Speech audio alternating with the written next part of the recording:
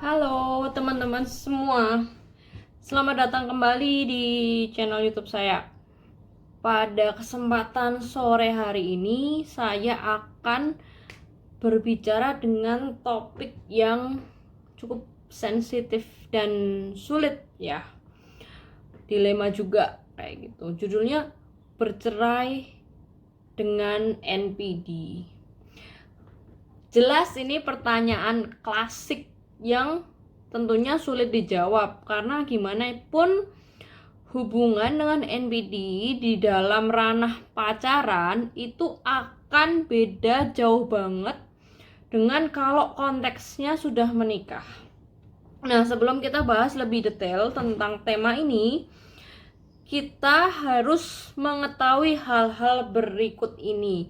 Jadi Anda udah mengeset ekspektasi Anda supaya kalian jangan sampai terkaget-kaget di dalam perjalanannya.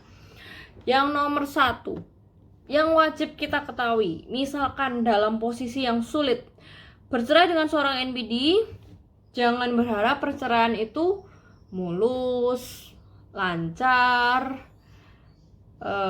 fair atau adil, dan juga pasti akan menguras banyak tenaga, baik dari segi mental maupun fisik seperti itu. Kemudian yang kedua, yang patut kita ketahui, saya pastikan dengan proses bercerai dengan seorang NPD pasti akan banyak drama, dan ini nih yang paling penting, intermittent reinforcement. Jadi dengan kalian menonton video ini, kalian jangan punya ekspektasi tinggi-tinggi, tapi kalian udah tahu apa yang ada di depan. Semoga kalian bisa mempersiapkan diri dengan lebih baik. Intermittent reinforcement itu apa? Bahkan di dalam proses berpisah pun tetap sulit. Karena artinya apa? Intermittent itu adalah proses perilaku jungkat-jungkit. Jadi kita udah nggak usah bingung, udah nggak usah bertanya-tanya lagi, kenapa kok pagi dia manis, sorenya silent treatment, besokannya ngilang, 2 minggu kemudian datang kayak nggak ada apa-apa. Stop semua pertanyaan-pertanyaan yang sifatnya bingung. Nah, kenapa saya bilang stop? Karena saya anggap kalian udah menonton seri-seri video sebelumnya, sehingga itu akan meminimalisir pertanyaan yang depannya mengapa. Nah, kemudian yang nomor 3, ketahuilah bahwa jangan kaget kalau terjadi smear campaign. Smear campaign itu apa? Yaitu bisa juga untuk menjelek-jelekan Anda, ngomongin Anda, gossiping, atau bahkan mau mengarang-arang cerita demi untuk menaikkan self esteemnya dia, dan juga dalam hal mencari kubu. Smear campaign ini bisa terjadi ke teman, sahabat, atau bahkan keluarga sendiri. Dan jangan kaget karena dalam proses bercerai dengan NPD ini normal terjadi. Kemudian nomor 4, kalian bisa juga expect akan mengalami kelelahan mental yang luar biasa, capek ngadepin orang ini, exhausted. Dan apalagi di saat Anda sudah memikirkan untuk fix, oke, gue mau move on, memang dalam proses melepaskannya pun akan cukup rumit. Nah, kemudian yang nomor 5, hal yang mungkin akan paling sulit untuk diterima, yaitu kita akan merasa melihat orang ini ibaratnya kayak beda banget. Ketika kita menikah, kita mengingat sebuah sosok yang dimana orang ini kita nikahi sebagai sosok orang yang baik, sosok orang yang kita pilih menjadi pasangan, sosok orang yang kita sangat harapkan untuk bisa menjadi istri atau suami yang baik, yang setia, dan sebagainya. Tapi pada proses terakhir yang nasty ini, saya bilang nasty, itu Anda akan merasa bahwa kehilangan sebuah sosok orang yang dulu Anda kira orang itu seperti itu, dan ini menjadi benar-benar nightmare buat Anda. Nah, itu baru hal di awal yang saya kasih tahu untuk kalian apa yang kalian akan expect. Kemudian pada bagian kedua, saya akan membahas tentang putusnya atau keputusan berpisahnya. putus atau cerai dengan seorang NPD akan terdengar kata-kata yang sangat menyakitkan. Dan kalau Anda mendengarkan kata-kata ini tapi Anda belum mengetahui sama sekali atau belum belajar sama sekali tentang NPD, Anda bisa terjungkil-jungkil atau bahkan bisa stres dan gila depresi. Tapi saya anggap kalian udah nonton video-video sebelumnya, sehingga ketika kalian mendengar kata-kata seperti ini, jangan kaget. Nomor 1, gua nyesel nikah sama lu. Gua nyesel kenal sama lu. Nomor 2, gak pernah sedikit pun lu itu terlintas di pikiran gua. Nomor 3, ini semua hubungan kita ini nothing, cuman bohong. Nomor 4, hubungan gue sama lu ini, semua bangun keluarga ini tuh gak penting deh buat gue. Ini gak penting banget gitu. Jadi lu tuh gak signifikan buat hidup gue. Yang kelima, ya gue memang dari dulu udah gak suka ya sama lu. Dan gue bahkan jijik sama lu, karena gue merasa lu bikin hidup gue berantakan, lu bikin gue nggak bisa sukses, lu bikin gue depresi. Dan menurut gue sih banyak banget kesalahan yang lo lakuin, sehingga gue lebih baik, banyak kok orang yang jauh lebih baik dari lu. Nomor 6, gue emang dari awal sampai sekarang nggak pernah sedetik pun gue ngerasa peduli sama lu. Emang nggak pernah gue peduli sama lu. Dan yang ketujuh, atau bahkan langsung menghilang begitu saja, no closure, dimana ini sangat mungkin dilakukan oleh seorang covert NPD seperti itu. Nah, dari poin yang saya sharing nomor 1-6 itu, nomor 2-6 itu adalah kata-kata yang saya dengar dari pengalaman pribadi saya ketika di saat-saat terakhir. Jadi ketika saya mendengar sharing-sharing dari orang yang juga dengar kalimat-kalimat seperti itu, jangan stres, jangan depresi, jangan gila dan merasa diri Anda tidak berharga atau bahkan lebih baik mati saja. Jangan sampai berpikir seperti itu. Dan akhirnya apa yang ada di benak saya adalah, ya sudah, ibaratnya ketika kita sudah mengetahui memang mereka memiliki all black dan all white thinking, ketika kita dichat sebagai all black, kalian harus berekspek kemungkinan terburuk dan mendengarkan kalimat-kalimat yang bisa mencengangkan. Tapi tenang aja, kenapa kita boleh ketawa sekarang? Soalnya kalimat-kalimat itu walaupun menyakitkan, tapi kalau kalian pikir lebih jauh, itu nggak make sense. Kayak sedikit pun gue nggak pernah terlintas di pikiran lo, itu nggak mungkin. Pasti dong pernah kepikiran, masa nggak pernah? Ini semua hanya kebohongan.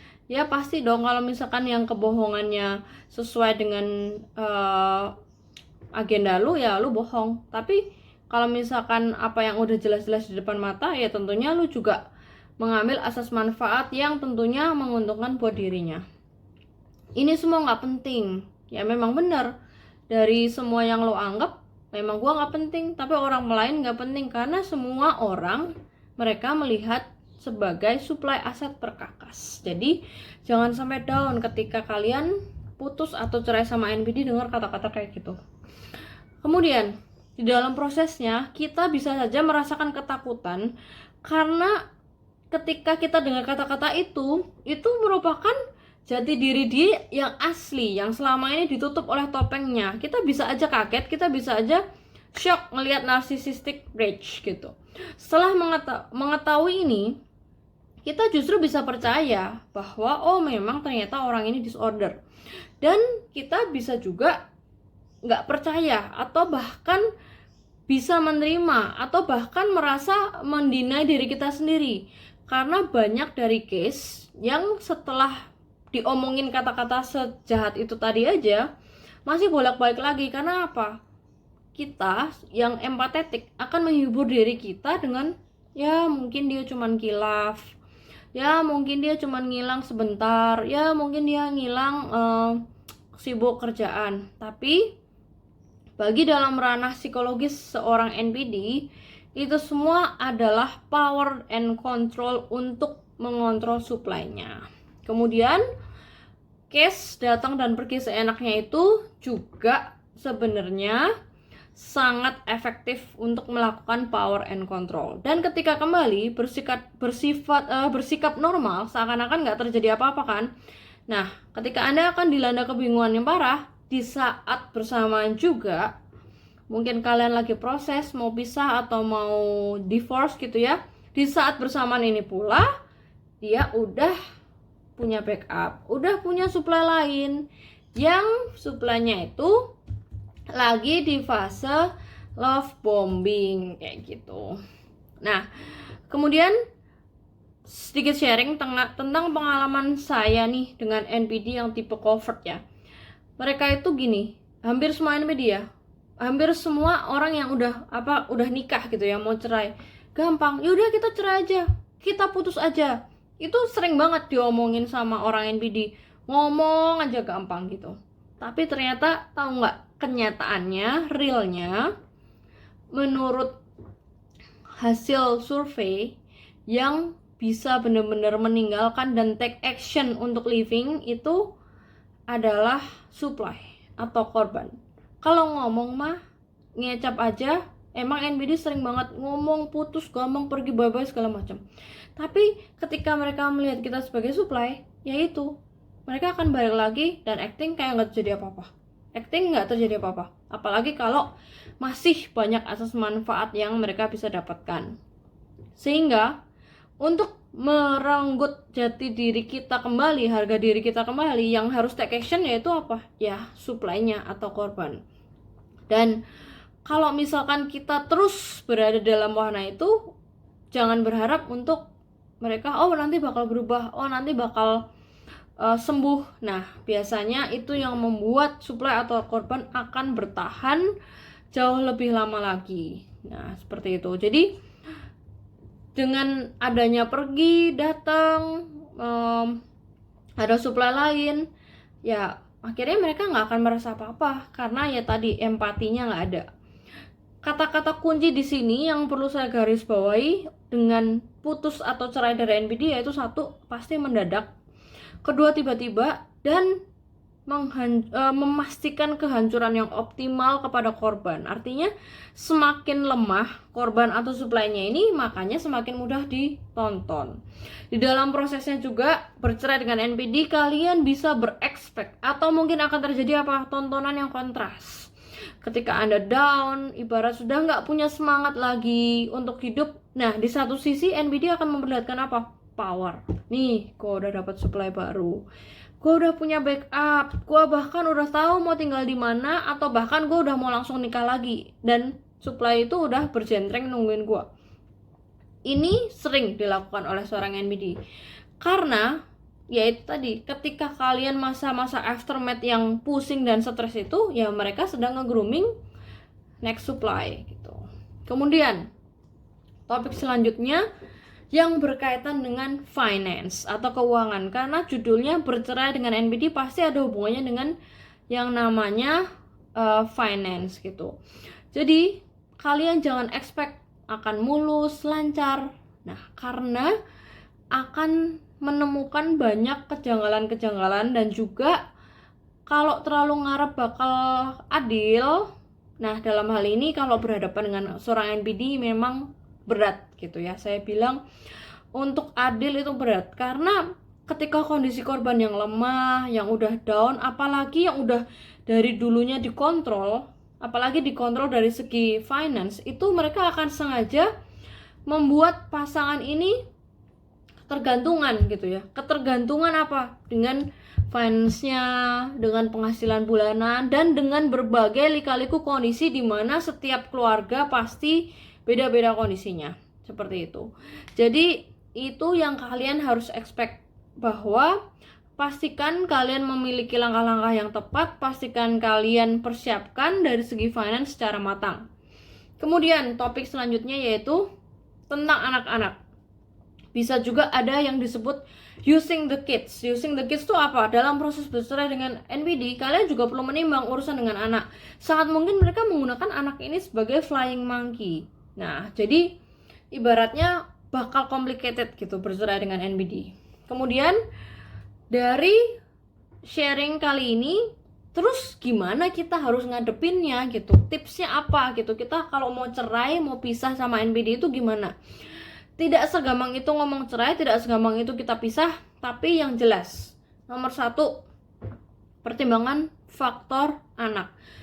Kalian harus berpikir 2-3 langkah, 10 langkah ke depan. Kalau misalkan ada anak, siap nggak? Umur berapa? Bagaimana dengan sekolahnya, masa depannya, dan sebagainya.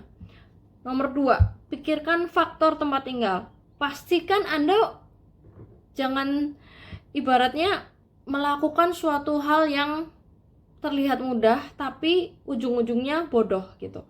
Kalau misalkan kita pacaran, ya putus aja karena emang cuma status pacaran. Nah, karena temanya ini bercerai dengan NPD dan ini banyak banget yang nanya ya, ini gimana ya dengan kasus kalau suami saya match banget ciri-cirinya, bahkan saya udah menderita puluhan tahun gitu. Apa mau cerai atau mau enggak? Nah, kalau itu ditanyakan ke saya secara langsung, tentu saya tidak bisa menjawab secara gamblang yes or no. Tapi tolong perhatikan faktor-faktor yang ada di dalam video ini.